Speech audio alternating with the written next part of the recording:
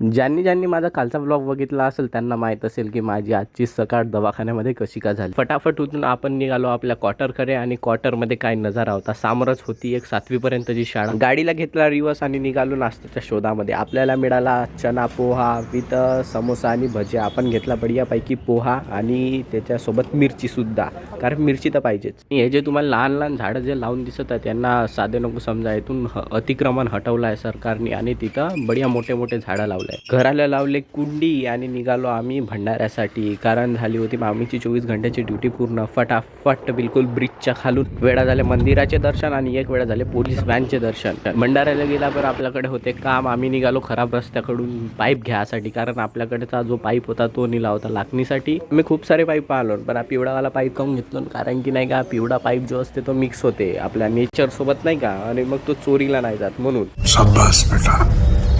काय दिमाग लावा लागते नाही आजकालच्या गाड्यामध्ये, कुठं पण काही होऊ शकते। बरं आम्ही आलो बढिया दुसऱ्या दुकानात मिसिंग पट्टी घ्यायसाठी, कारण आपल्याला ते होम थिएटरचे वायर असे चिपवायचे होते। मधामध्ये 3ऱ्या मजलीच्या जिमचे दर्शन घेतला, घरी आला पाईप लावला आणि झाडांना दिला पाणी। झाडं बिलकुल असे खिलखिलीत झाले होते। हा जास्वंदाचा फुल बघा का दिसून राहिला रे। संध्याकाळी याला प्रायव्हेट दवाखान्यामध्ये पेशंट, मग निघालो आम्ही सगळे मॅगी सारख्या नूडल्स सारख्या केसांना दिला बढियापैकी हवा आणि आपल्या भंडाऱ्याच्या राजाचे दर्शन घेत घेत निघालो आम्ही बाहेर। तर आपल्या हातामध्ये होते गुपचूप आणि समोर दिसला आपल्याला कुत्रा। आपला बिलकुल कॉन्सन्ट्रेशन तर पहा, पण असा वागलो की साईडला कुत्रा यायचं नाही, अंदर असल्यासारखा वागलो असतो ना, असा धावला असता माझ्या मागण, माझे गुपचूप बिलकुल खतम। मग रात्रीचे 11:30 वाजता निघालो घरी। चल ठीक आहे बाय बाय।